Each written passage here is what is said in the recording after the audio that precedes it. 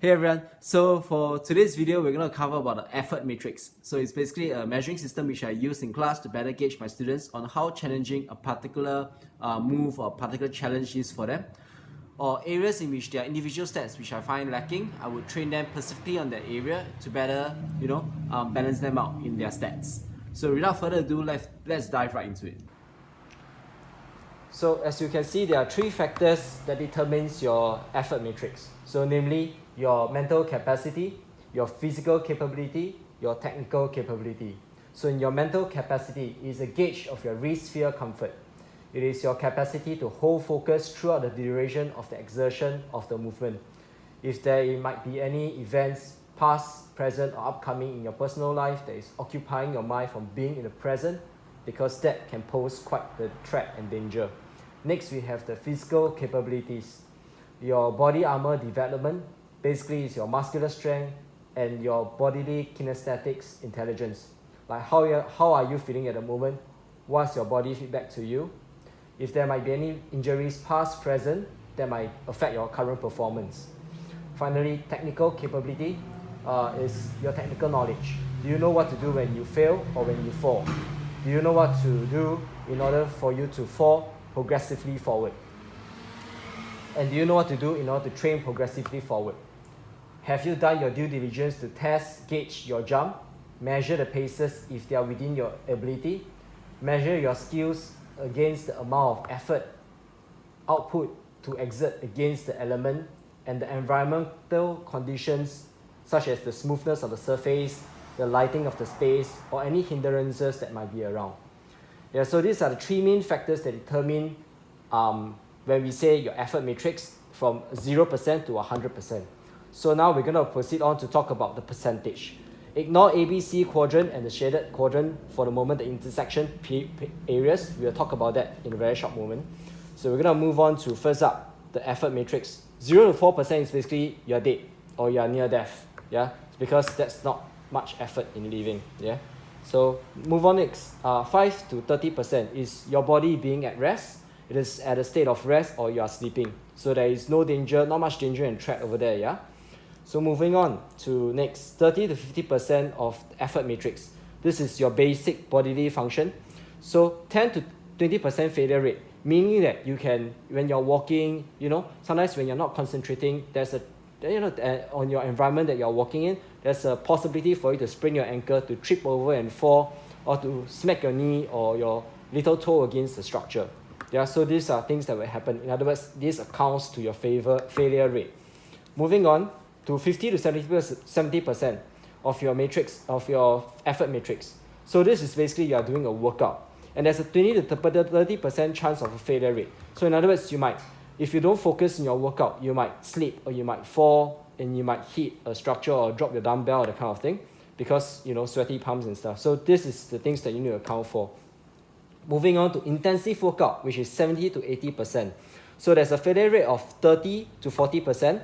So this is, you're in a high intensity workout phase. So this is where you're sweating a lot. You need to remember to breathe. If not, you might concuss or, yeah. So these are areas that you need to think about. And what do we mean by 80 to 90%, of the effort matrix? This is where you are taking a risk in your jumps, in your movement. So this is where, so there's an all out with risk. So your risk level hits up to 40 to 50%. There's a good chance for you to fall, for you to, mess up really bad. So moving on, 90 to 100%. So this is all out with high risk of injury. So your injury risk range goes up to 50 to 60%. So over here, this is where 80 to 70% is where breaking jump happens. Yeah, breaking jump such as you teetering at the edge of your capability and your ability. And so this range is where there's a good chance for you to really get injured. Yeah, so this is injury with loss of life or even loss of limbs or being out for a few months because of broken bones or a pulled ligament. So over here is probably maybe a pulled ligament or a bruise or a cut. Yeah, so this is where your breaking jump area. So you have to be hyper focused in order for you to be able to achieve your breaking jump. So with this in mind, we will move on to what is it that contains in your quadrant A, B, C, and the shaded area. Yeah, so the shaded area is where 80 to 90%, is where 90 to 100% happens. This is where you're giving all out, and you need to give 100% of your effort in order for you to get sustained big injuries. So what is A, B, and C? So I'm gonna depict that in a video. Oh, that was super technical, right? So covering individually of each region. So the physical region is basically can be done through your common weight training, your calisthenics, or your high intensity workout. This is obviously also in your activities in which, such as your dance, your rock climbing, your traditional martial arts, depending on whichever activity in which you're already engaged in. So that's where your physical region comes in. It will build up in your physical stamina in those, or strength in those areas. Yeah, moving on to the technical region.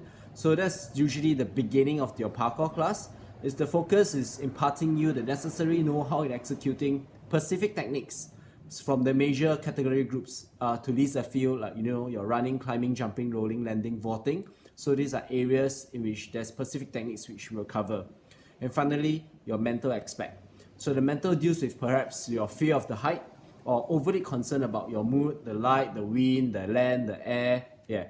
So the best way to deal with this is in psychological technique, there is a method that they call gradual exposure. So this method allows you to gradually overcome your fears, and with experience gained through repetition, it will gradually ease your mind, your spirit, to that which may be imposing fear or is very troubling for you. Better yet, I always tell my students kind of like to grind the mindset of if it is to be, it is really up to me. Yeah. So each of these factors exerts about 30 to 70% of effort, and it greatly affects your movement signature because they are all based on your movement background. So let's say you are doing rock climbing, then height isn't as much of an issue. If you're doing dancing, then bodily coordination isn't that much of an issue because you're a bit more comfortable in having your muscles in awkward position, or even traditional martial arts. Yeah, so but maybe even if you go to the gym, then you know that you have muscular strength for you to attain certain jumps that people might struggle with, or certain climbing techniques that people might find trouble with. So often they will affect the rate in which you pick up in certain individual techniques in parkour, and also they will affect your range of openness or your appetite to undertake certain risks. Moving on, I'm going to talk about the Pacific regions A, B, and C, which I covered earlier in the video. In region A is where your regular parkour training happens.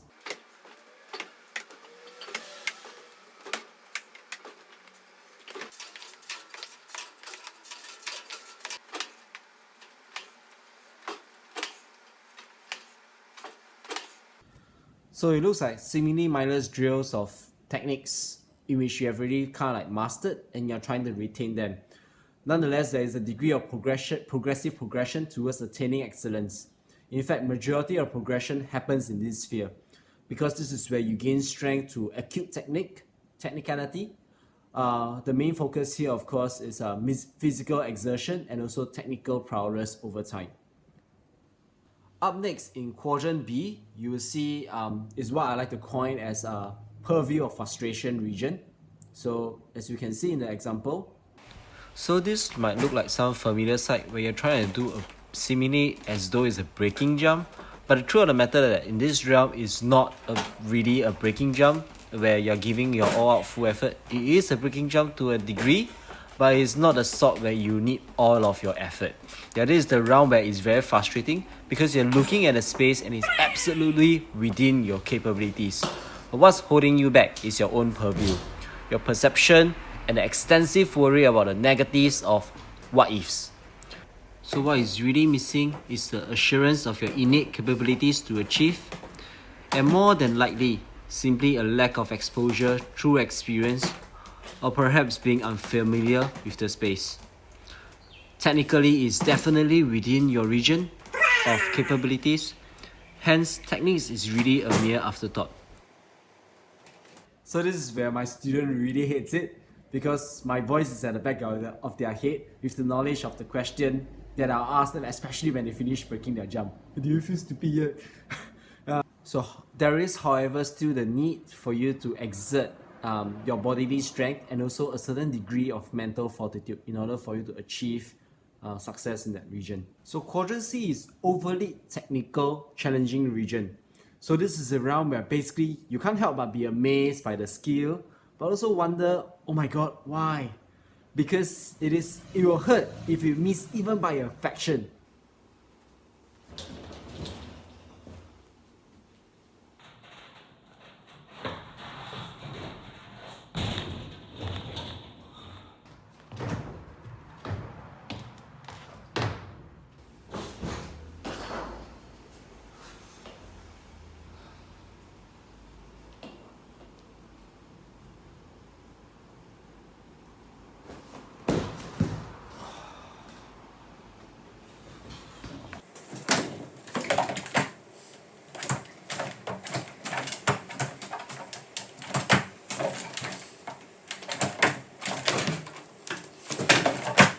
The risk reward seems very unjustified, but that is where the misconception about parkour often lies.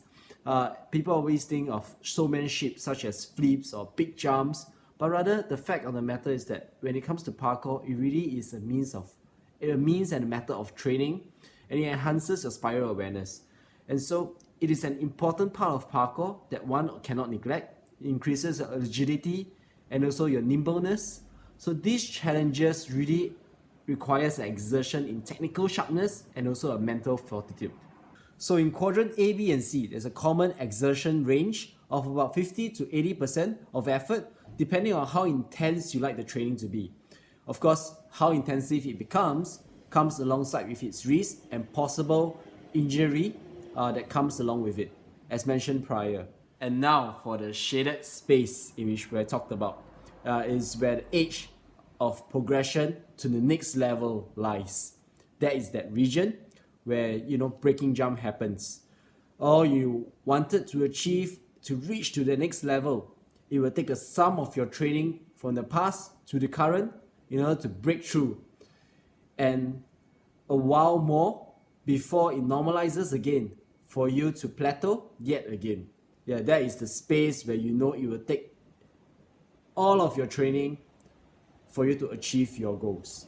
So my favorite word to my students in this case is, you have all that it takes that is within you. It will just take all that is within you to achieve what you want. So now that's the uncomfortable threshold that either propels you forward or sinks you back down. And what do I mean by sinking you back down? It means that you got injured and now you need to rest and recover and reclaim what was once yours. Now a lot of people, including me, no doubt, often become worried that you cannot recover what was once yours after you have got injured.